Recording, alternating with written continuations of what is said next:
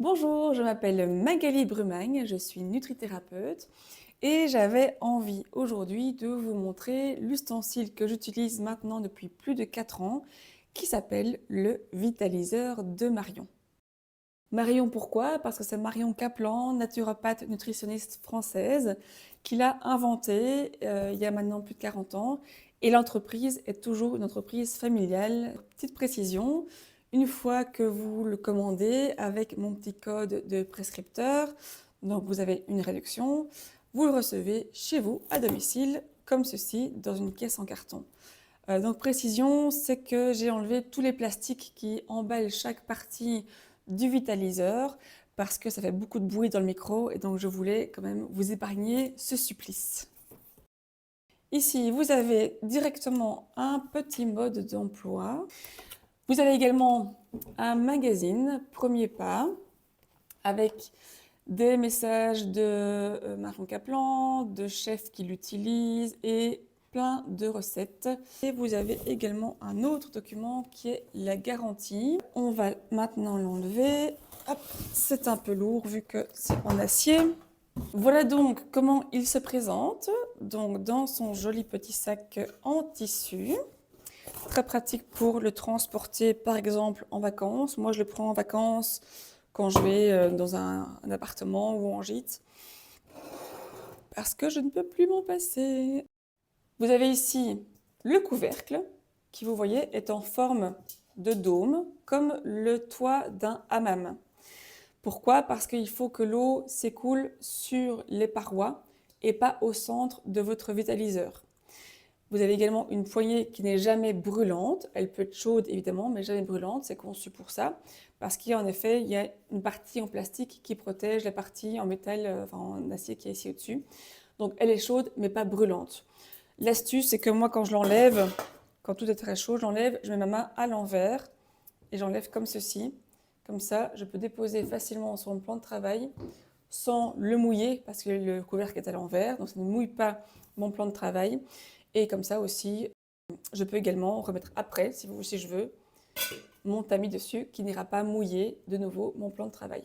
Nous avons aussi le tamis.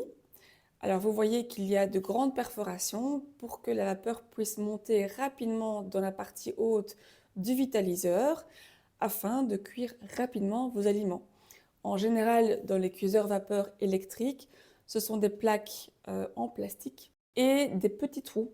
Et du coup, la cuisson est beaucoup plus lente. Ici, ce n'est pas le cas, c'est rapide. En plus, vous avez une rigole tout au long du bord. Cette rigole permet de faire retomber l'eau qui vient de votre couvercle. Les poignées ne sont jamais bouillantes non plus, donc il n'y a pas de risque de vous brûler. Voilà pour le tamis. Voici la cuve maintenant. C'est une cuve tout ce qu'il y a de plus simple. On sent qu'elle est comme assez lourde, donc c'est bien de l'acier. Les poignées ne sont jamais brûlantes, donc il y a toujours moyen de déplacer facilement le vitaliseur d'une table de cuisson à une autre par exemple. La mélo à ras-bord. Au plus, on met 2/3, ok, jamais plus. Par exemple, si je dois juste réchauffer quelque chose, faire fondre du chocolat, ben je mets un quart, ça suffit grandement.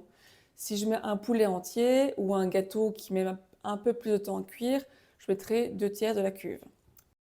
Entre la surface de l'eau qui bout et mes aliments qui se trouvent dans le tamis, il faut qu'il y ait un espace. C'est cet espace-là qui va faire que ici au-dessus, ce ne sera pas trop chaud et ce ne sera pas du coup à 100 degrés. Comment cuire au vitaliseur? Donc, par exemple, je veux cuire du poisson ou du poulet avec des haricots verts et des patates douces. Un exemple.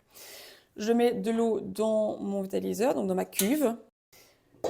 Je mets le couvercle, je mets sur la table de cuisson. Je mets en général au maximum. Ok, donc sur 9 chez moi. Dans cela, moi, je coupe mes aliments, je prépare les aliments, je les mets dans mon tamis. Je peux tout mélanger, il n'y aura pas de mélange de saveurs. Une fois qu'elle bout, je diminue la table de cuisson. Je mets sur 6-7. J'attends encore 2 minutes environ, 2-3 minutes. Et ensuite, j'enlève mon dôme, mon couvercle. Je reviens mettre le tamis avec mes aliments.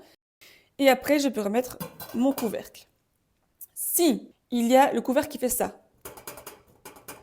ce bruit-là, il faut encore diminuer un petit peu votre taille de cuisson. S'il y a un filet de vapeur qui ressort entre le couvercle et le tamis, c'est normal. Il ne faut pas qu'il soit trop puissant, il faut juste qu'il y ait un petit filet qui sorte. Là, vous êtes sûr que la température est idéale. Je voulais aussi vous parler d'un petit bonus que j'aime particulièrement également.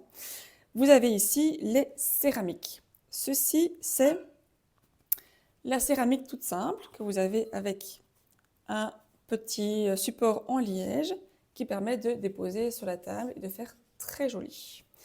Et vous avez également les céramiques, le trio, ok, 3 céramiques aussi avec le liège. Et chose que je ne savais pas avant de les acheter, c'est qu'on peut les emboîter. Et donc dans l'armoire, c'est très pratique à ranger. Alors, quand est-ce que j'utilise l'un ou l'autre?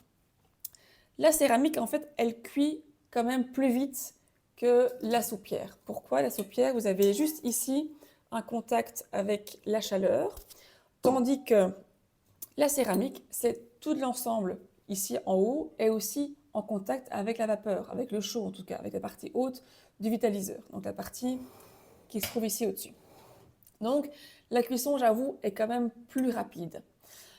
Maintenant, je fais aussi des gâteaux avec. Si je veux un gâteau allongé, je ferai là-dedans.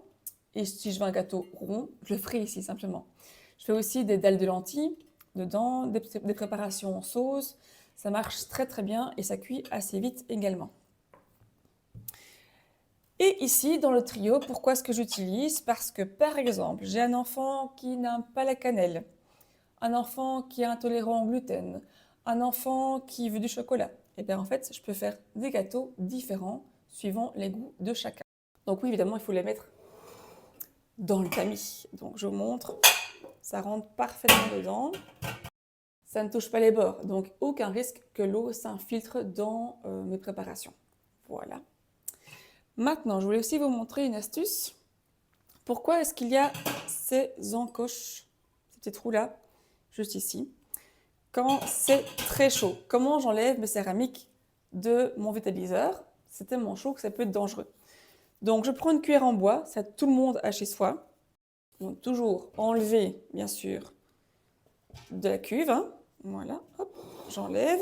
Ça, c'est très chaud. Là, du coup, j'ai plus de risque de me brûler avec la vapeur qui remonte.